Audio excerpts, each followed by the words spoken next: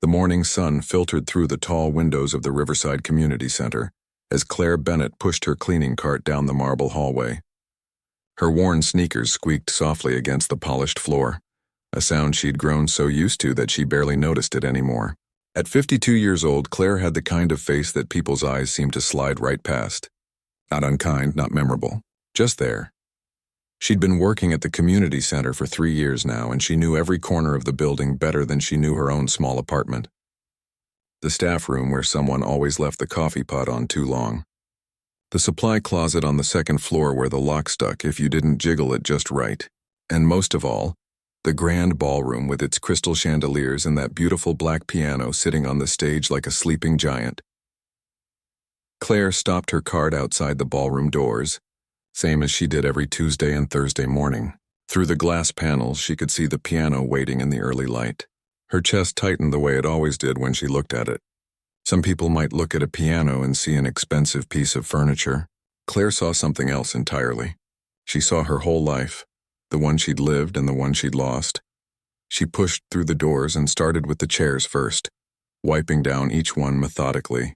The fundraising gala was just 3 days away, and the center's director had been running around like her hair was on fire, making sure everything would be perfect. Claire had overheard her on the phone yesterday, bragging about the pianist they'd hired. Some hotshot from the city conservatory who charged $500 just to show up. $500. Claire almost laughed. There was a time when she would have played for free, just for the chance to feel those keys under her fingers again. She worked her way closer to the stage, dusting the tables, straightening the tablecloths that didn't need straightening. She was stalling, and she knew it. Finally, she climbed the 3 steps onto the stage and stood in front of the piano. This was the dangerous part, the part where old ghosts came knocking. Claire glanced back at the doors. Still empty.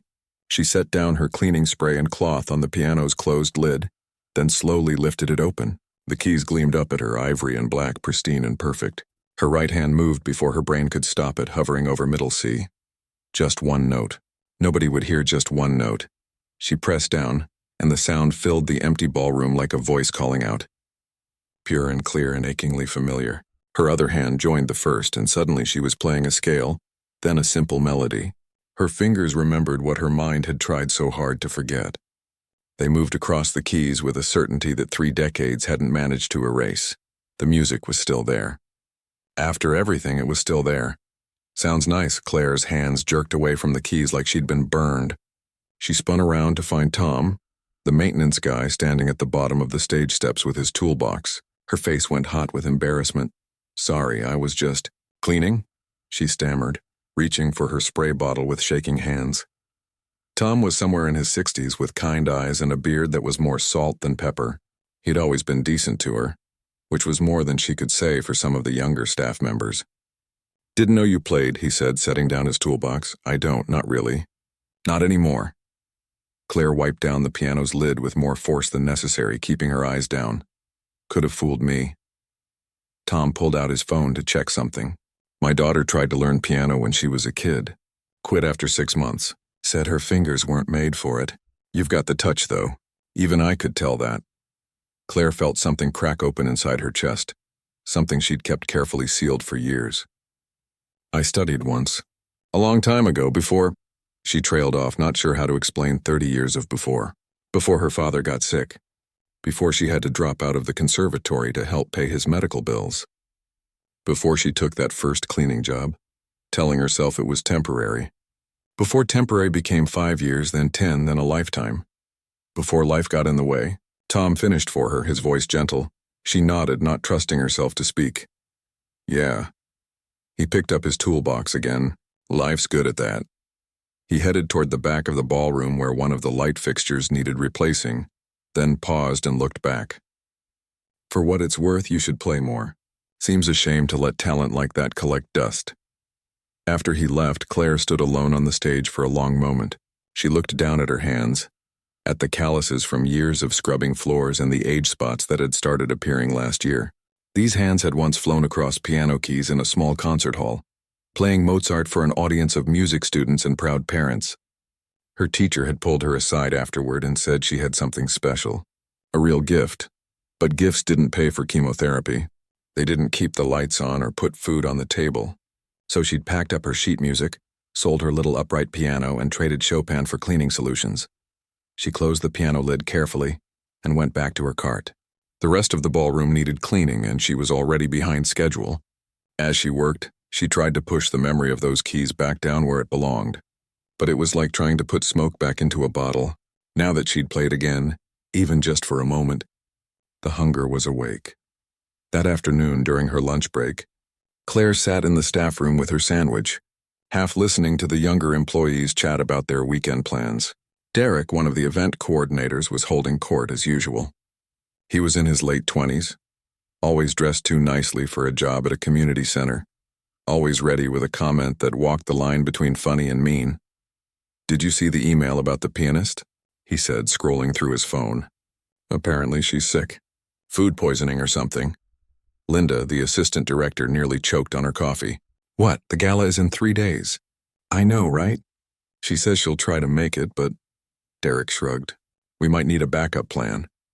Claire kept her eyes on her sandwich, making herself invisible the way she'd learned to do. In her mind, though, something whispered. A small, foolish voice that said maybe this was a sign. Maybe after 30 years, the universe was offering her one more chance. But she was 52 years old with rough hands and gray hair. She was the cleaning lady. Nobody wanted to hear the cleaning lady play piano. That's what she told herself as she finished her lunch and went back to work. That's what she kept telling herself, even as that small voice refused to be quiet. 3 more days until the gala. Anything could happen in 3 days. The day of the gala arrived faster than Claire expected. She'd spent the previous 2 days trying to ignore the growing panic in Linda's voice every time the phone rang. The pianist was still sick. Then she was feeling better. Then she was sick again. By Friday morning, it was clear she wasn't coming. Claire arrived at the community center at 6 in the morning, 3 hours before her usual shift. The place needed to be spotless before the caterers arrived, and she wanted to make sure everything was perfect. She told herself that's why she came early. Not because she wanted to see the piano one more time before the fancy guests arrived and it became untouchable. The ballroom looked magical in the early light. The tables were set with white linens and flowers. The chandeliers sparkled like captured stars, and the piano sat there on the stage, waiting for hands that weren't coming. Claire had just finished mopping the floor when Linda burst through the doors, her phone pressed to her ear and tears in her eyes. "I understand, yes, I hope you feel better." She hung up and let out a sound that was somewhere between a laugh and a sob. "She's not coming," Linda said to nobody in particular. "The pianist. She's in the hospital. Severe food poisoning. The gala starts in 6 hours and we have no music." Claire gripped her mop handle and stayed quiet. This wasn't her problem to solve.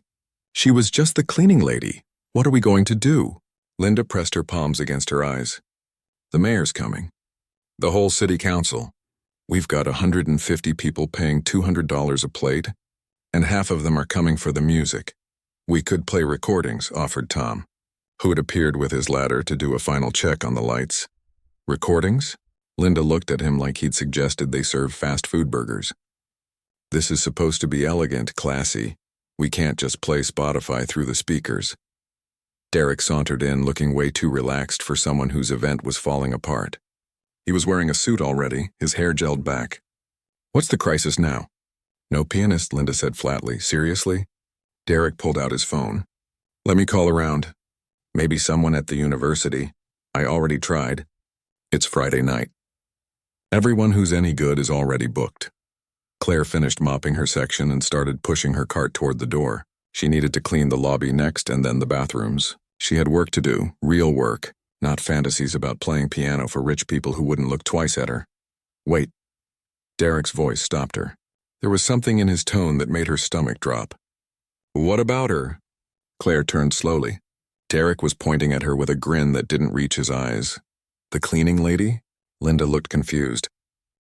"Yeah, why not? She's here. She's got hands. How hard can it be?" Tom frowned. "Derek, that's not..." "I'm kidding, obviously." Derek laughed, but his eyes were scanning the room like he was working through an idea. "But actually, you know what would be hilarious? You guys remember that old piano in the storage room?" Claire's heart started beating faster. "The broken one? Linda shook her head. Derek, we don't have time for jokes. No, listen. Hear me out. Derek was warming up to his idea now, that mean little spark in his eyes getting brighter. We wheel it out. Put it on stage. Tell people it's performance art or something. Like a statement about making beauty from broken things. Very artsy. Very deep. That's the stupidest thing I've ever heard, Tom said. But Derek wasn't listening. He was already heading toward the storage room, and a couple of other young staff members who'd just arrived were following him, like this was the most entertaining thing that had happened all week. Claire heard them laughing, heard the scrape of wheels on the floor. She should leave. She should take her cart and go clean the lobby like she'd planned. Instead, her feet carried her back into the ballroom. They were wheeling it out now, that sad old upright piano that the center had bought at an estate sale years ago. It was a mess. The wood was scratched and faded. Several of the keys were chipped. Claire knew because she'd seen it once, had carefully pressed a few keys when no one was watching. Half of them didn't work. The ones that did sounded tinny and out of tune. This is perfect, Derek said, positioning it center stage like it was part of the plan all along. Very postmodern. Derek, stop. Linda's voice was sharp now. We can't put that thing on stage. People will think we've lost our minds. You got a better idea? Derek spread his hands. At least it's something. Maybe it'll be a conversation piece. The other staff members were giggling now, taking pictures with their phones. Someone made a joke about playing chopsticks. Claire stood at the edge of the ballroom with her mop, watching them laugh at the broken piano. At the thing they thought was garbage. You know what would make this even funnier? Derek's eyes landed on Claire again, and she felt cold all over. We should have someone actually try to play it. Like someone who obviously can't play. Derek. Tom's voice had an edge to it now. Come on, it'll be great. A little pre-show entertainment for the staff. Derek walked over to Claire, still wearing that smile that wasn't really a smile. What do you say? Want to give us a concert? The other staff members were watching now, some looking uncomfortable, others grinning like they were waiting for the punchline. Claire's hands tightened on the mop handle. Leave her alone, Tom said. I'm just joking around. She knows that, right? Derek looked at Claire. You know I'm just playing. But he wasn't. Claire had been invisible long enough to know the difference between joking and cruelty. This was how people like Derek saw people like her. Useful for punchlines, good for making themselves feel clever. I have to clean the lobby, she said quietly, starting to turn away. Oh, come on. Just one song. Play us something on the broken piano. It'll be fun. Fun for who? Claire wanted to ask. But she didn't. She never did. That was the problem, wasn't it? 30 years of not speaking up, of making herself smaller, of letting people like Derek decide what she was worth. She looked at the piano on the stage. Broken, out of tune, dismissed as a joke. She looked at Derek with his expensive suit and his casual cruelty. She looked at Linda, stressed and desperate. At Tom, angry on her behalf but not sure what to do. At the other staff members, some uncomfortable, some entertained, all of them waiting to see what the cleaning lady would do. Something hot and bright was building in Claire's chest. Something that felt like 30 years of swallowed words and buried dreams. Something that felt like rage and hope and recklessness all mixed together. Okay, she heard herself say. Derek blinked. What? I'll play. Claire set down her mop and started walking toward the stage. Her legs felt shaky, but she kept moving. Your broken piano. I'll play it. The room went quiet. Derek's smile faltered just for a second before coming back stronger. Seriously? Oh, this is going to be great. Claire climbed the 3 steps onto the stage. Her hands were trembling as she pulled out the bench and sat down. Through the ballroom windows, she could see the sun climbing higher. In a few hours, this room would be filled with people in expensive clothes. People who'd never looked at her twice, but right now, it was just her and this broken piano, and a choice she'd been too afraid to make for 30 years. She placed her fingers on the keys and took a breath. It was time to stop being invisible. Claire's fingers hovered over the keys, and suddenly she couldn't remember why she'd agreed to this. What was she thinking? She was 52 years old, wearing a cleaning uniform that smelled like disinfectant, sitting at a piano that barely worked while a group of people waited for her to embarrass herself. Derek had his phone out, probably ready to record the whole thing. A few more staff members had wandered in to see what was happening. She could hear whispers, someone giggling. This was a mistake. A huge, terrible mistake. She started to stand up. You don't have to do this, Tom said from below the stage. His voice was kind, giving her an out, and maybe that's what did it. The kindness. Because kindness reminded her that there were still good people in the world. People who saw her as human. And if there were people like Tom, maybe there was still a reason to try. Maybe there was still a reason to let the world see who she really was, even if it had been buried for 3 decades. Claire sat back down. Her hands were still shaking, but she placed them on the keys anyway. She pressed middle C, and the sound that came out was thin and metallic. Nothing like the rich tone of the grand piano. She tried E, and it stuck halfway down. Sharp didn't make any sound at all. Behind her, someone laughed. This is going to be amazing, Derek muttered. Claire closed her eyes. She thought about her teacher, Mrs. Patterson, who'd had wild gray curls and always wore too much perfume. She thought about the tiny practice room at the conservatory where she'd spent every spare moment, until her fingers ached and her back hurt from sitting so long. She thought about the last time she'd played for an audience, a lifetime ago when her father was still healthy, and her future felt wide open. The piano in front of her wasn't the instrument she would have chosen. It was damaged and neglected, just like the dreams she'd packed away in a box and shoved to the back of her mind. But maybe that was fitting. Maybe broken things deserved to make music too. She began to play. The piece she chose was Clair de Lune by Debussy. She'd learned it when she was 19, and it had been her favorite. The first few notes came out rough and uneven. The broken F sharp meant she had to skip it entirely, adjusting the melody on the fly. 2 of the keys in the bass range buzzed when she pressed them. The sound was nothing like it should have been. But Claire kept playing. Her muscle memory kicked in, and her fingers found their way across the keys like they'd never left. She worked around the broken notes, letting the gaps become part of the music, turning imperfection into something that sounded intentional. The thin, tinny quality of the old piano gave the piece a haunting, fragile quality that somehow fit the melody. The giggling behind her stopped. Claire's eyes were still closed, but she could feel the change in the room.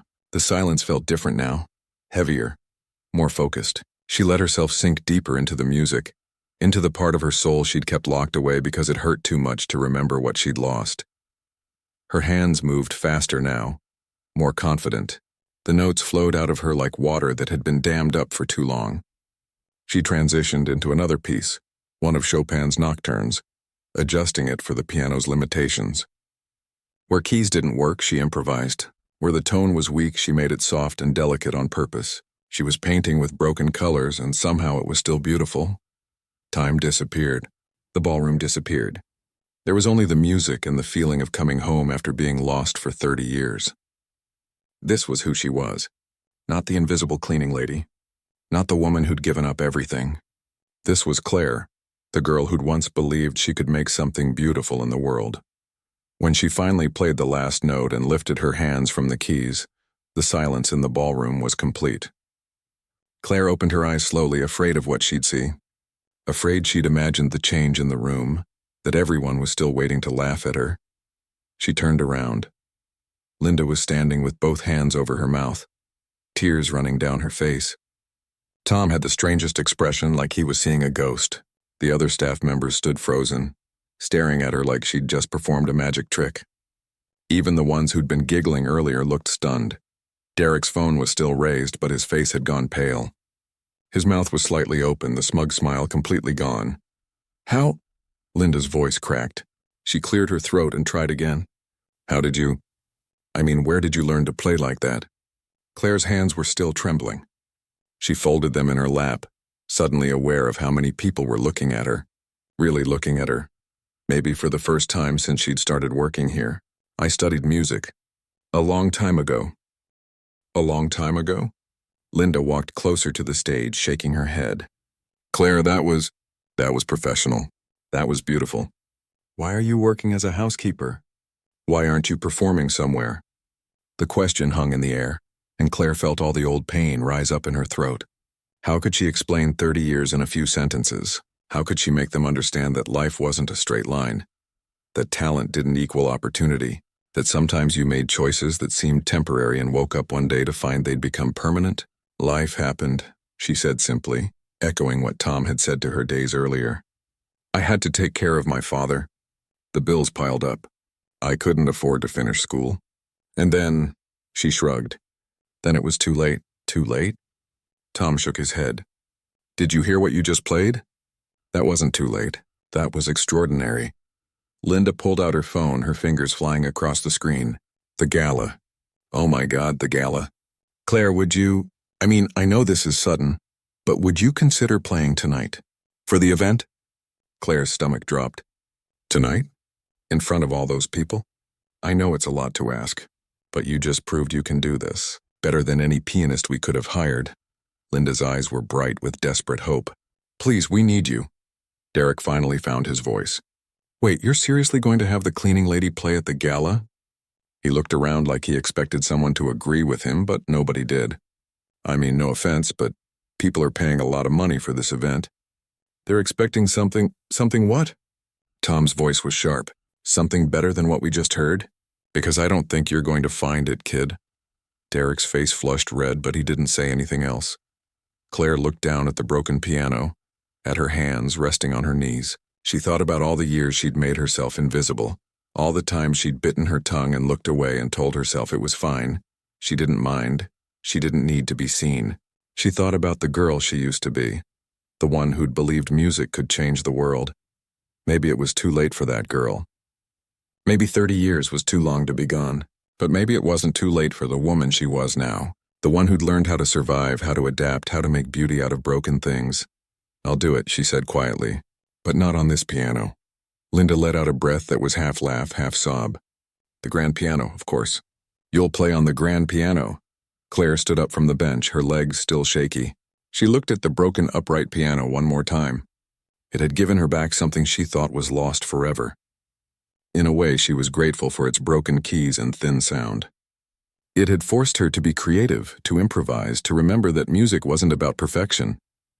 It was about feeling. I need to go home and change, she said, looking down at her uniform. And I need a few hours to practice. I haven't played seriously in 30 years. Take all the time you need, Linda said. The gala doesn't start until 7. As Claire walked off the stage, Derek stepped into her path. For a second, she thought he might apologize. Instead, he just looked at her with something that might have been embarrassment or might have been resentment. It was hard to tell. Excuse me, she said politely, and he moved aside. Tom caught up with her at the door. That took guts, he said. What you did up there? Claire managed a small smile. I'm terrified. Good, Tom said. Means it matters. She walked out of the ballroom with her cleaning cart, but everything felt different now. The hallway looked the same. The squeaky wheels on her cart sounded the same. But she wasn't the same. Something had shifted inside her, like a door opening after being locked for decades. Tonight she would play for a room full of strangers. She would stand on that stage in front of the mayor and the city council, and everyone who'd never noticed her before. She would put her hands on those keys and let them hear what she'd been hiding all these years. She was terrified. But for the first time in 30 years, she was also excited. The girl she used to be was still in there somewhere. And tonight she was going to let her out. Claire stood in front of her closet and realized she had nothing to wear. Everything hanging there was practical. Work clothes. Grocery store clothes. Nothing remotely suitable for playing piano at a gala where people paid $200 a plate. Her hands were still shaking as she pushed through the hangers. At the back, wrapped in dry cleaning plastic that had turned yellow with age, she found it. The black dress she'd worn to her conservatory recital 30 years ago. She pulled it out carefully, half expecting it to fall apart in her hands. The dress was simple, with long sleeves and a modest neckline. Old-fashioned, probably, but it was all she had. She held it up to herself in the mirror and barely recognized the woman staring back. When had she gotten so old? When had the lines around her eyes become so deep? She tried on the dress and somehow impossibly it still fit. A little tight in some places, a little loose in others, but it fit. She looked at herself in the mirror and felt like she was looking at a ghost. The girl she used to be, trapped in the body of the woman she'd become. Her phone buzzed. A text from Linda. The piano is tuned and ready. Come whenever you're ready. You've got this. Claire sat down on her bed, suddenly dizzy. What was she doing? She'd played one piece on a broken piano for a handful of staff members. That didn't mean she could perform for 150 people. Important people. People who knew what good music sounded like. She thought about calling Linda, telling her she'd changed her mind, that this was crazy. But then she thought about Derek's face when she'd started playing. The shock, the disbelief, the realization that he'd been completely wrong about her. She thought about Tom's words. That took guts. Means it matters. Claire stood up, smoothed down her dress, and grabbed her purse. Her hands found her old sheet music folder at the bottom of her closet. The pages yellowed and soft from age. She held it against her chest like armor, and walked out the door before she could change her mind. The community center looked different at night. The parking lot was filling up with expensive cars. People in suits and evening gowns were walking toward the entrance, laughing and chatting like they belonged there. Claire parked her old Honda in the back, in the spot she always used, and sat there for a moment watching them. She didn't belong in this world. She never had, but maybe that was okay. Maybe she wasn't here to belong. Maybe she was just here to play. Linda met her at the staff entrance, her eyes going wide when she saw the dress. "Claire, you look beautiful." "I look old," Claire said. "You look like a pianist." Linda took her arm and led her through the hallways. "Everyone's seated. Dinner's being served. You'll play between the main course and dessert. Is that okay?" Claire nodded, not trusting her voice. They reached the backstage area and Linda squeezed her hand. "I can't thank you enough for this. You're saving us." Then she was gone, and Claire was alone with the sound of her own heartbeat and the distant murmur of conversation from the ballroom. She peeked through the curtain. The room was packed, every seat filled. She saw the mayor at the head table laughing at something someone said. Saw men in expensive suits and women dripping with jewelry. The chandeliers cast everything in golden light, making the whole scene look like something from a movie. She let the curtain fall and walked to the piano. It sat there waiting, its lid already raised, the keys gleaming. She touched them gently and they responded with perfect tone. Nothing like the broken upright from this morning. This was a real instrument, one that would expose every mistake, every hesitation, every year of rust. 5 minutes, someone whispered from the doorway. Claire sat down at the bench and opened her sheet music, but her hands were shaking so badly she could barely turn the pages. She closed her eyes and took a breath. Then another. She thought about why she'd agreed to this. Not for Linda, not to prove Derek wrong, but for herself. For the girl who'd given up her dreams because she had to, not because she wanted to. "Ladies and gentlemen," Linda's voice rang out from the ballroom, "we have a very special treat for you this evening. Due to an unexpected circumstance, we have a different pianist performing for you tonight. Please welcome Claire Bennett." The applause was polite, casual, the sound of people who didn't really care but were being polite. Claire stood up and walked onto the stage, her legs moving on autopilot. The lights were bright, blinding. She couldn't see individual faces, just a blur of formal wear and expectant expressions. She sat down at the piano and adjusted the bench. Her fingers found the keys, and for a terrible moment her mind went completely blank. She couldn't remember what she'd planned to play. Couldn't remember anything except the thundering of her heart and the weight of all those eyes watching her. Then her hands started moving, and the music came flooding back. She began with Moonlight Sonata, the first movement. Her fingers found the opening notes soft and melancholic, and suddenly she wasn't in that ballroom anymore. She was 19 again, practicing in her tiny bedroom while her mother made dinner downstairs. The notes came easily, like breathing, like something her body had never forgotten even when her mind had tried to let go. The room went quiet in a different way. She could feel the shift in attention, the way people stopped eating and started listening, really listening. She finished the first piece and transitioned immediately into a Chopin waltz, not giving herself time to think or panic. Her confidence was building now. The piano responded to her touch like they were having a conversation. She played faster, her fingers dancing across the keys with a freedom she hadn't felt in decades. The waltz gave way to something more powerful, a piece by Rachmaninoff that had always been her favorite. It was technically challenging, full of dramatic runs and crashing chords. She'd been afraid she wouldn't be able to play it, that her hands weren't strong enough anymore. But adrenaline and muscle memory carried her through. She poured everything into it. 30 years of frustration and loss and quiet acceptance. 30 years of wondering what if. The music filled the ballroom like a living thing. She could hear people gasping during the more dramatic passages. Could feel the energy in the room building with every measure. This wasn't background music for a fancy dinner anymore. This was something else entirely. When she reached the final crashing chord, her whole body was trembling. She held the chord, letting it ring out until the last vibration faded into silence. Then she sat back, her chest heaving, her hand still hovering over the keys. For a moment, nothing happened. The silence was so complete she could hear the ringing in her own ears.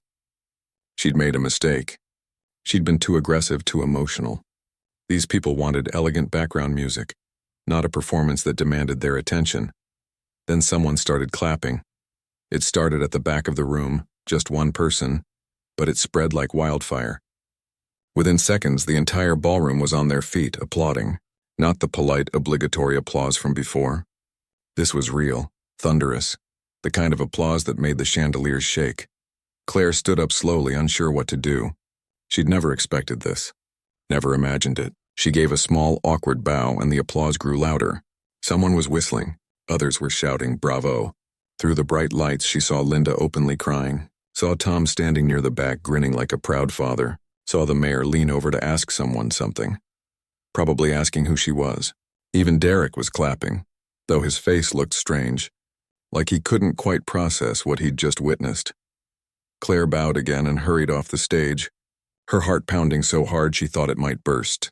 As soon as she was backstage, her legs gave out, and she had to sit down on a speaker case. She put her face in her hands and started laughing. Or crying. She wasn't sure which. She'd done it. After 30 years, she'd stood on a stage and played music, and people had listened. Really listened. Linda rushed backstage, grabbing Claire's shoulders. "That was incredible. Do you know who's out there? The mayor wants to meet you. And there's a woman from the Arts Council who's asking about you. And someone was recording it on their phone, and I think it might go online." "Online?" Claire looked up, wiping her eyes. "Yes. Claire, you're going to be famous. I mean it. That performance was—" Linda shook her head, unable to find words. "Where have you been hiding?" "Right here," Claire thought. "I've been right here the whole time. You just never looked," but she didn't say that. Instead, she just smiled and let Linda pull her back toward the ballroom, toward all those people who suddenly wanted to shake her hand and know her story. Toward a future she'd stopped believing in 30 years ago. The girl she used to be was still there. And she was just getting started. Claire woke up the next morning to her phone buzzing nonstop. She'd turned it off before going to bed, exhausted from the gala and all the people who'd wanted to talk to her afterward. But now, in the gray light of Saturday morning, she turned it back on and watched in confusion as notification after notification flooded the screen. Missed calls. Text messages, emails, most of them from numbers she didn't recognize. She sat up in bed and scrolled through them, her stomach knotting with each one. Someone had posted the video of her performance online, not just posted it. It had gone viral. 3 million views overnight. 5 million. The numbers kept climbing as she watched. Her hands started shaking again. She clicked on the video, and there she was on a tiny screen, sitting at that piano in her old black dress. The title read, "Cleaning Lady's Secret Talent Stuns Wealthy Crowd." The comment section was overwhelming.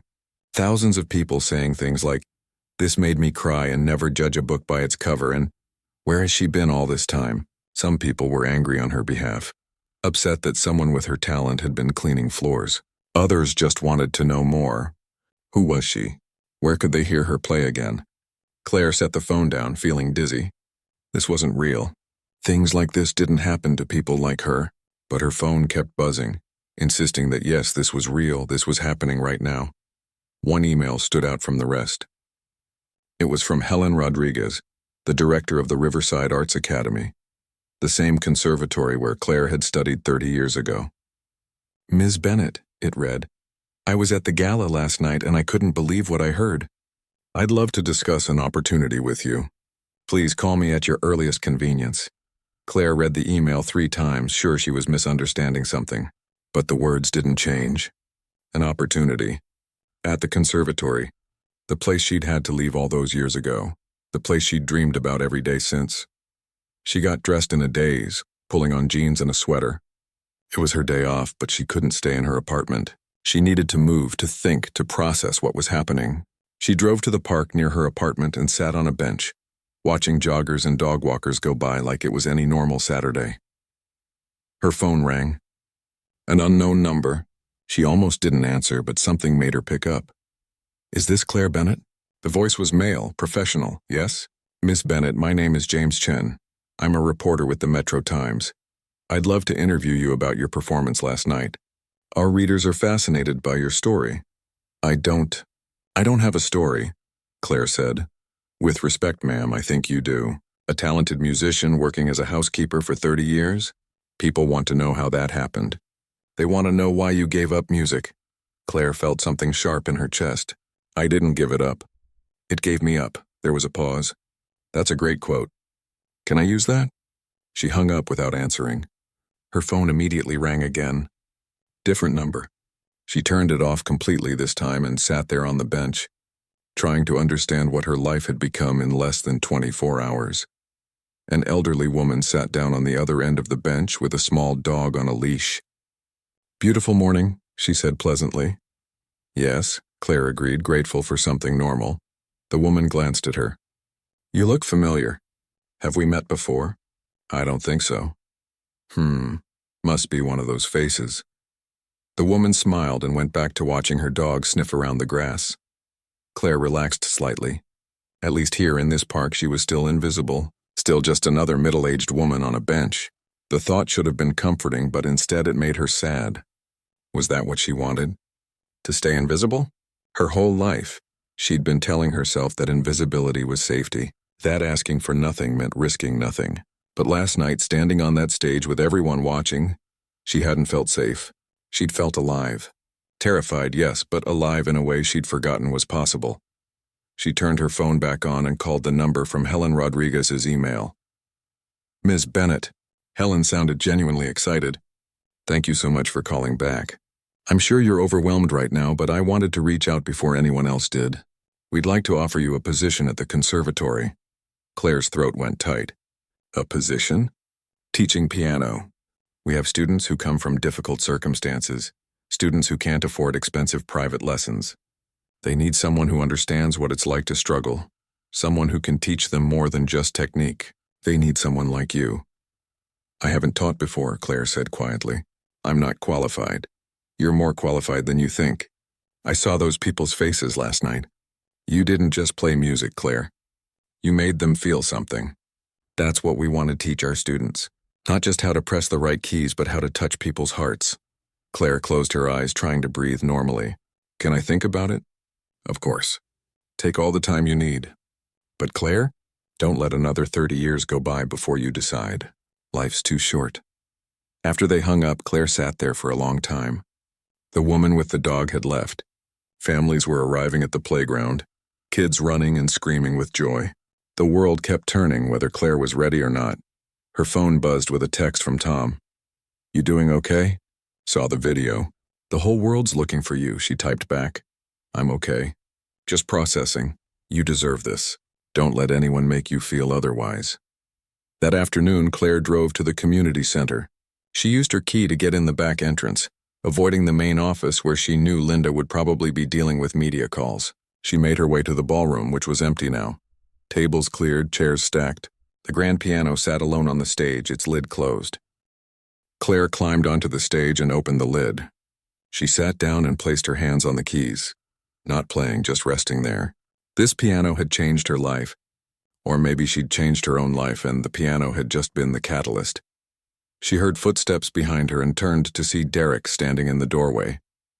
He looked uncomfortable, his hands shoved in his pockets. Hey, he said. Didn't know anyone was here. Claire didn't say anything, just waited. Derek walked closer, not quite meeting her eyes. I wanted to say, about yesterday, the broken piano thing. That was messed up. I was being a jerk. Yes, you were, Claire said simply.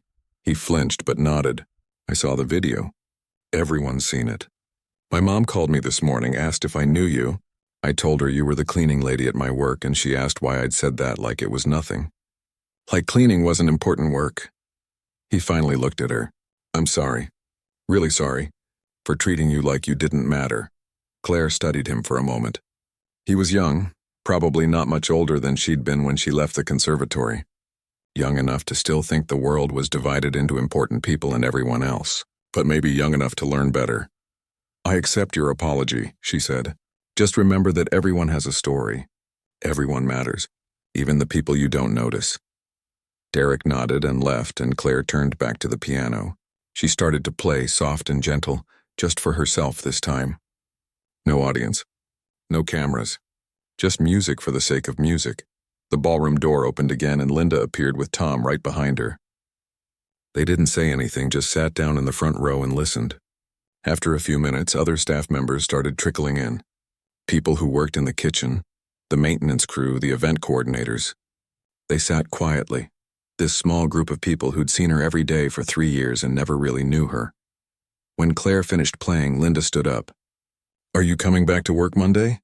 Claire thought about the teaching offer, about the reporter who wanted her story, about the millions of people who'd watched her video and sent messages saying she'd inspired them, about the girl she used to be and the woman she'd become and the woman she still might be. "I don't know," she said honestly. "A lot has changed." "Whatever you decide," Tom said, "you've already taught us something important. About not making assumptions. About seeing people." Claire smiled. "I think I needed to learn that lesson too. About myself." She stood up from the piano and looked around the ballroom one more time. This place had been her world for 3 years. Small and safe and invisible. But the world was bigger than this ballroom, and she was tired of being small. On Monday morning, Claire called Helen Rodriguez and accepted the teaching position. She also called Linda and gave her 2 weeks' notice, not because she was ashamed of cleaning work, but because it was time to stop hiding behind it. She kept her old black dress and her cleaning uniform, hanging side by side in her closet. Reminders of who she'd been and who she'd become. Some people might see her as a cleaning lady who got lucky, but Claire knew the truth. She wasn't lucky. She'd been brave enough to play that broken piano when everyone expected her to fail. She'd been brave enough to risk being seen, and that, she realized, was never about luck at all. It was about finally, after 30 years, believing she deserved to be heard. The girl she used to be wasn't gone. She'd just been waiting for the woman she'd become to be strong enough to let her out. And now, finally, they were both ready to face the world together. 6 months had passed since that night at the gala, and Claire still sometimes felt like she was living someone else's life. She stood at the window of her new office at the Riverside Arts Academy, watching students hurry across the courtyard with instrument cases and sheet music folders. The same courtyard where she'd walked as a 19-year-old girl with dreams bigger than her bank account. Her phone buzzed on the desk behind her. Another interview request. Ever since the video had hit 20 million views, the requests hadn't stopped coming. Documentary filmmakers, magazine writers, podcast hosts, everyone wanted to know about the cleaning lady who could play piano like an angel. Claire had turned most of them down. Her story wasn't about fame. It was about something much simpler and much more complicated. A soft knock on her door interrupted her thoughts. "Come in," she called. A young woman peeked inside. It was Angela, one of her first students. She was 17, worked nights at a fast food restaurant to help her family pay rent, and came to lessons with fingernails bitten down to the quick from stress. But when she sat at the piano, something magical happened. The worry lines disappeared from her face, and her hands moved across the keys like they were having a conversation with an old friend. "Ms. Bennett, I finished the piece you gave me." Angela's voice was shy, uncertain. She always spoke like she was afraid of taking up too much space in the world. "Let me hear it," Claire said, gesturing toward the small, upright piano in the corner of her office. Angela sat down and began to play. It was a simple piece, nothing fancy, but she played it with feeling, with heart. Claire watched her student's face transform as the music took over, watched her shoulders relax, watched her become someone bigger than her circumstances. When Angela finished, she looked up nervously. "Was that okay?" "It was beautiful," Claire said, and she meant it. "You're not just playing the notes anymore. You're telling a story." Angela's face lit up. Really, it felt different this time.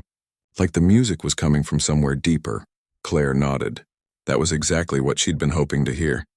Technical skill could be taught, but that deeper connection, that ability to reach inside yourself and pull out something true, that was the real gift.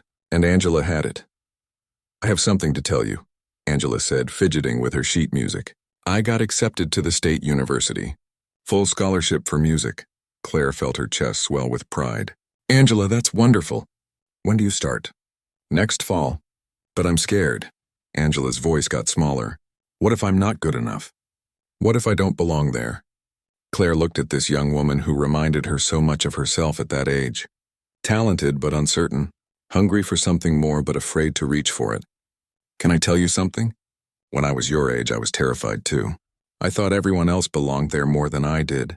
I thought they could hear something in my playing that proved I didn't deserve to be there. What happened? Claire thought about how to answer that.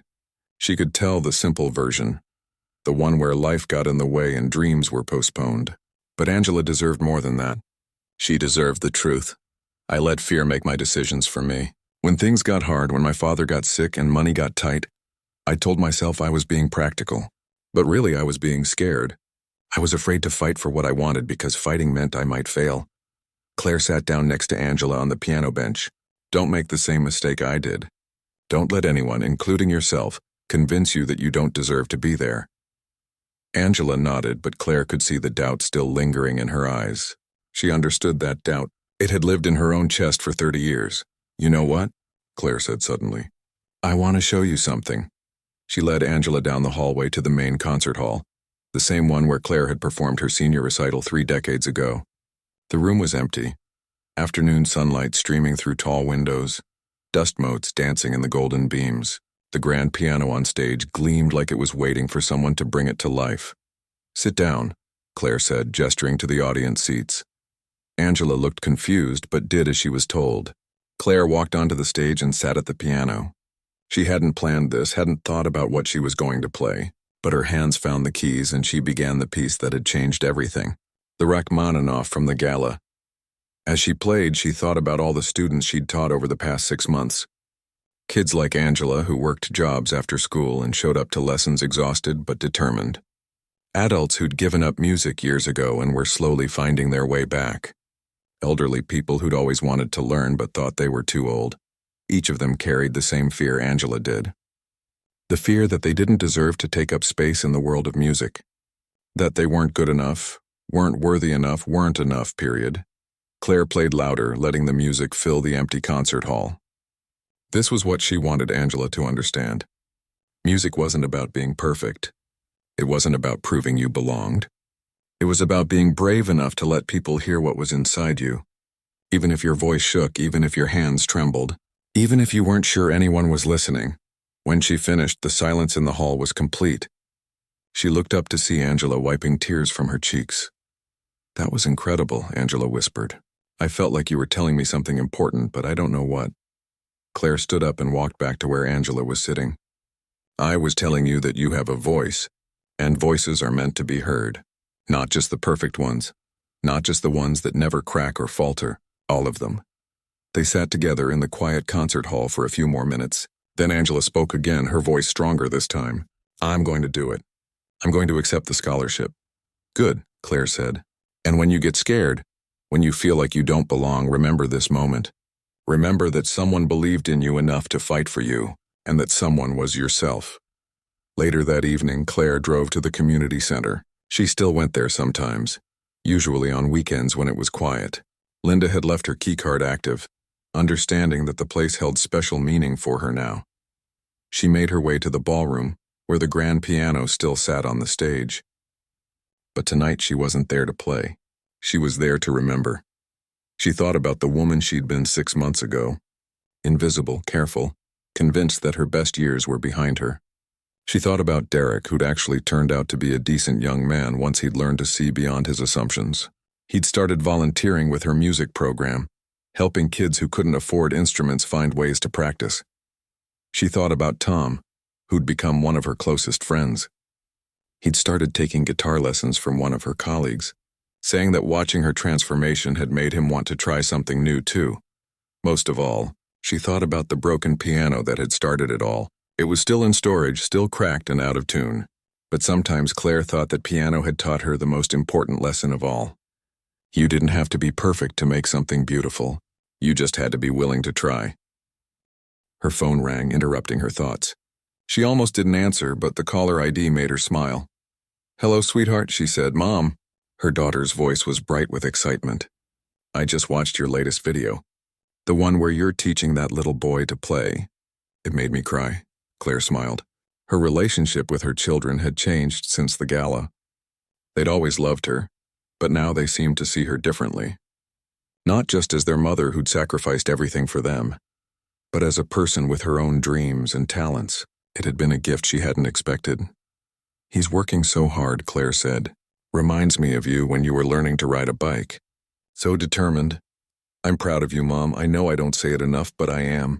You're changing people's lives." After they hung up, Claire sat in the empty ballroom for a while longer. Through the windows, she could see the city lights twinkling like earthbound stars.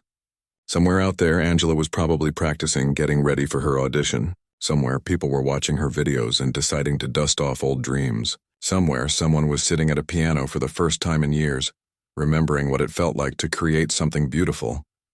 The girl she used to be was still there, Claire realized. She'd never really gone away. She'd just been waiting, patient as music itself, for the right moment to return. And the woman she'd become, the one who'd learned how to survive and adapt and keep going even when it hurt, she was still there too. Together, they were making something new. Something that honored both the dreams that had been deferred and the strength that had grown in their absence. It wasn't the life Claire had planned when she was 19, full of hope and certainty. But it might just be better, because this time she knew exactly how precious it was. This time she wasn't taking any of it for granted. Claire stood up, turned off the lights, and walked out of the ballroom. Tomorrow there would be more students, more lessons, more chances to help someone discover their own voice. Tomorrow there would be another opportunity to prove that it's never too late to become who you were meant to be.